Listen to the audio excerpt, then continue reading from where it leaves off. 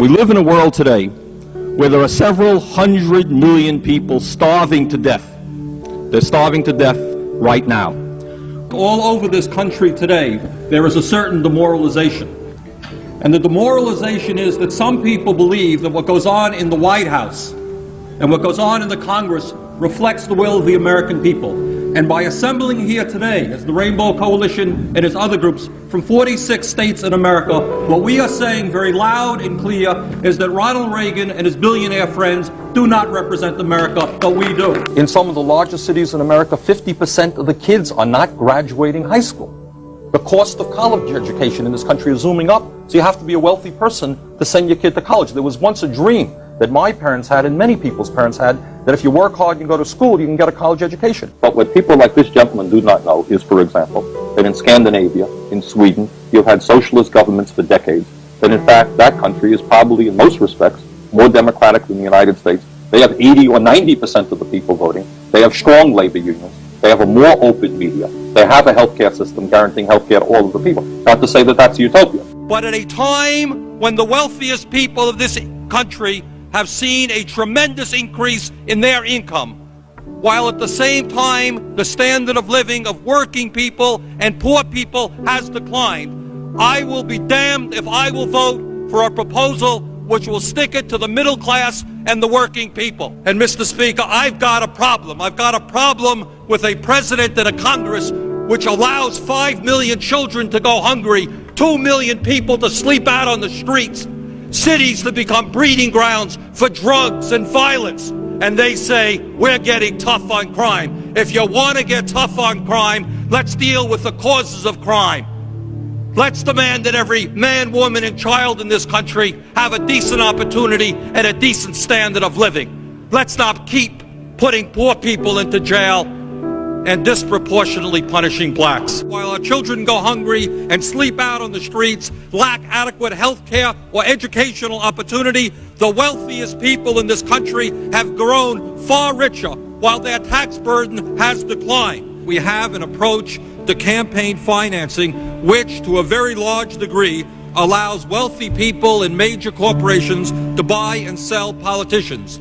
The rich get richer, the poor get poorer, and ordinary Americans are shut out of the political system. The United States today is one of 2 nations in the industrialized world that does not have a national health care system. That has to do with campaign finance reform. The United States today, the chief executive officers are seeing their salaries soar, and the gap between the rich and the poor grows wider.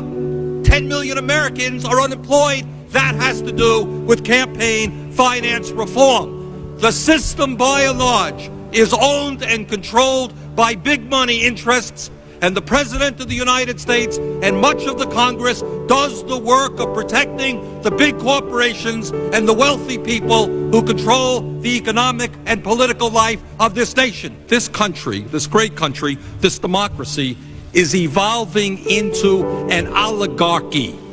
And an oligarchy is a country in which a few people have tremendous wealth and tremendous power and exercise that wealth and that power over all. We have seen a situation where we give huge tax breaks to the wealthy and you have 2 million people sleeping out on the street. Billions of dollars into all kinds of obsolete weapon systems, and you have 5 million children who are hungry. Let us give hope to people in America today who have lost hope. Let us provide jobs for the jobless, housing for the homeless, food for the hungry. Workers in the United States today are working longer hours, significantly longer hours, taking less vacation time than they used to take. And is there any wonder why so many millions of Americans feel stressed out? They need to work longer hours, they need to work overtime in order to compensate for the real decline in their wages. Let's talk about welfare for the rich and the powerful.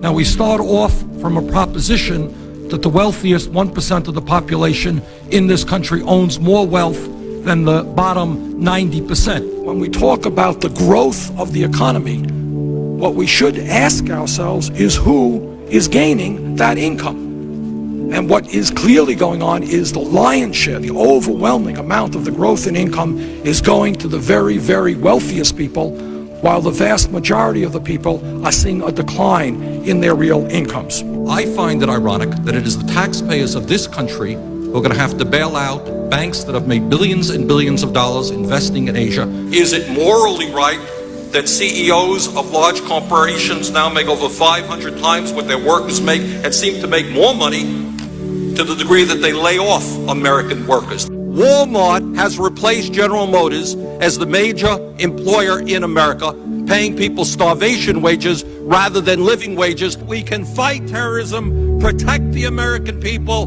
without undermining the basic constitutional rights which make us a free country. The wealthiest 1/10 of 1%, 1/10 of 1%, 300,000 men, women, and children now earn more income than do the bottom 150 million Americans. No matter how many children live in poverty, no matter how high the unemployment numbers are, they want more and more and more.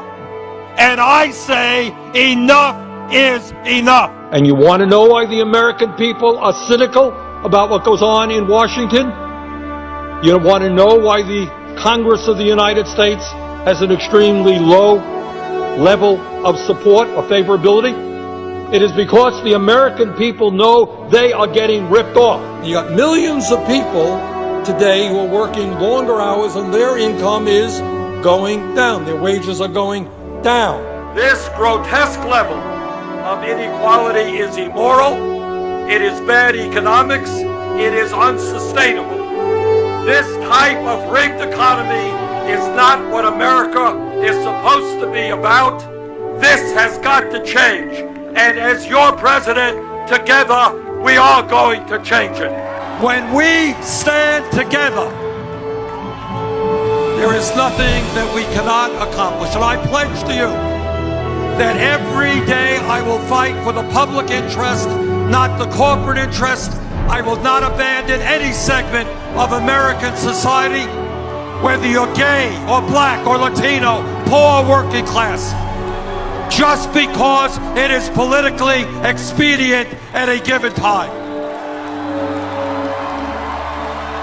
So let us go forward together and let us tell the Republicans that their reactionary agenda may work for the billionaires, but not for ordinary Americans, and we are going to defeat them. Thank you all very much.